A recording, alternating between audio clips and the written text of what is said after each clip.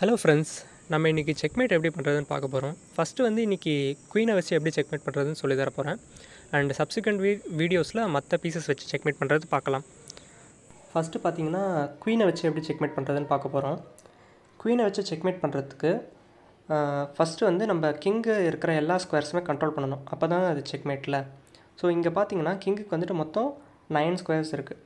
சென்டரில் கிங் இருந்தாலே அதுக்கு 9 ஸ்கொயர்ஸ் இருக்கும். அந்த 9 ஸ்கொயர்ஸையும் நம்மளால் கண்ட்ரோல் பண்ண முடியுமான்னு பார்த்தீங்கன்னா முடியாது. எக்ஸாம்பிளுக்கு இப்போ நம்ம குயின் இங்கே இருக்குதுன்னு வச்சுக்கோங்களேன். அந்த இடத்துல இருக்க குயின் வந்துட்டு 1 2 3 4 5 6 ஸ்கொயர்ஸ் தான் கண்ட்ரோல் பண்ணுது. இந்த குயின் இருக்கிற ஸ்கொயரை நம்ம கிங்கை வச்சு ப்ரொடெக்ட் பண்ணிக்கலாம்.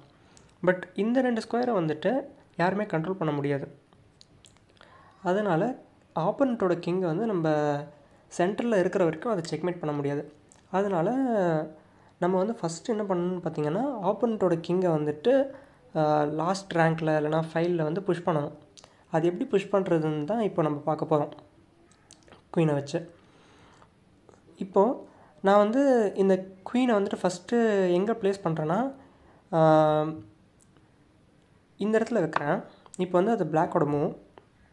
என்னோடய ஐடியா என்னென்னு பார்த்தீங்கன்னா, ஒரு வால் மாதிரி க்ரியேட் பண்ணியிருக்கேன் நான். இந்த வாலை தாண்டி அந்த பிளாக் கிங்கால் எஸ்கேப் ஆக முடியாது. நான் கொஞ்சம் கொஞ்சமாக இந்த வாலை வந்து குறைச்சிக்கிட்டே போவேன். அதனால் அது வந்து கார்னருக்கு புஷ் ஆகிட்டே இருக்கும். ஓகேவா? இப்போ கிங் வந்து எக்ஸாம்பிளுக்கு எங்கேயாச்சும் போகுதுன்னு வச்சுக்கோங்களேன். லெட்ஸே இங்கே போகுது. இதுக்கப்புறம் நம்ம என்ன பண்ணணும்னு பார்த்திங்கன்னா, இந்த குயினை வந்துட்டு நம்ம முடிஞ்ச அளவுக்கு ஒரு நைட்டோட மூவ் தெரியும்ல உங்களுக்கு. நைட் வந்துட்டு எல் ஷேப்பில் போகும் தெரியும்ல. அந்த எல் ஷேப்பில் இருக்கிற ஏதாச்சும் ஒரு ஸ்கொயரில் போயிட்டு நம்ம குயினை வச்சிட்டதுக்கப்புறம் இப்போ வந்து ஒரு சிம்பிளாக ஒரு பேட்டர்ன் ஃபாலோ பண்ணலாம். இப்போ நம்ம என்ன பண்ணலான்னு பார்த்தீங்கன்னா, கிங் எந்த இடத்துல மூவ் ஆகுதோ அதே டைரெக்ஷனில் நம்ம குயினை மூவ் பண்ணால் போக போக வந்துட்டு அது ஆட்டோமேட்டிக்காக கார்னர் ஆகிடும். இப்போ எக்ஸாம்பிள் காட்டுறேன். கிங் வந்துட்டு ஏதாச்சும் ஒரு டைரெக்ஷன் சூஸ் பண்ணுதுன்னு வச்சுக்கோங்களேன். இப்போது எக்ஸாம்பிளுக்கு இங்கே போகுதுன்னா அது வந்து இந்த டைரெக்ஷனில் போயிருக்குல்ல, நம்மளும் வந்துட்டு அதே டைரெக்ஷனில் குயினை மூவ் பண்ணணும். குயின் எடுத்துகிட்டு வந்து இங்கே வைக்கணும்.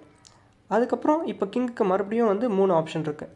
ஏதாச்சும் ஒரு டைரெக்ஷனில் போகுதுன்னு வச்சுக்கோங்களேன். எக்ஸாம்பிளுக்கு இந்த டைரெக்ஷனில் கிங் இந்த டைரெக்ஷனில் போயிருக்குல்ல. ஸோ நம்மளும் குயினை அதே டைரெக்ஷனில் வைக்கணும் இங்கே. இப்போ பார்த்தீங்கன்னா மறுபடியும் கிங்குக்கு 3 ஆப்ஷன் இருக்குது. 3 ஆப்ஷனில் ஏதாச்சும் ஒரு டைரெக்ஷன் சூஸ் பண்ணுதுன்னு வச்சுக்கோங்களேன். இந்த டைரெக்ஷன் சூஸ் பண்ணிச்சுன்னா நம்ம வந்து அதே டைரெக்ஷனில் போகணும். இப்போ கிங் இங்கேனா அதே டைரெக்ஷனில் குயின் இங்கே. ஸோ குயின் இங்கே போயாச்சு. ஆட்டோமேட்டிக்காக பார்த்திங்கன்னா நம்ம வந்துட்டு கிங்கை கார்னர் பண்ணியாச்சு. லாஸ்ட் ரேங்க் கொண்டு வந்தாச்சு. இப்போது கிங் வந்துட்டு இந்த டைரெக்ஷனில் போகுதுன்னா அதே டைரெக்ஷனில் நம்ம குயினை மூவ் பண்ணணும்ல. அதே டைரெக்ஷனில் மூவ் பண்ணியாச்சு. அதுக்கப்புறம் இன்னொரு வாட்டி கிங் வந்துட்டு அந்த இடத்துல போகுது. இப்போ வந்துட்டு மறுபடியும் அதே டைரெக்ஷனில் குயினை மூவ் பண்ணணுமான்னு கேட்டிங்கன்னா கூடாது. ஓகேவா? குயின் வந்துட்டு எப்போ வந்து லாஸ்ட் ரேங்க்கில் வந்துருச்சோ அந்த 4 ஸ்கொயர்ஸ் கவுண்ட் ஞாபகம் வச்சுக்கோங்க. இந்த 4வது ஸ்கொயரில் வந்துட்டு நிறுத்தணும். ஏன்னா இப்போது இந்த இடத்துல போயிட்டு வச்சிட்டிங்கன்னா அது வந்து ஆக்சுவலி ஸ்டேல்மேட் ஆகிடும். கிங்குக்கு வந்துட்டு எந்த ஒரு ஸ்கொயர்ஸும் இருக்காது போகிறதுக்கு.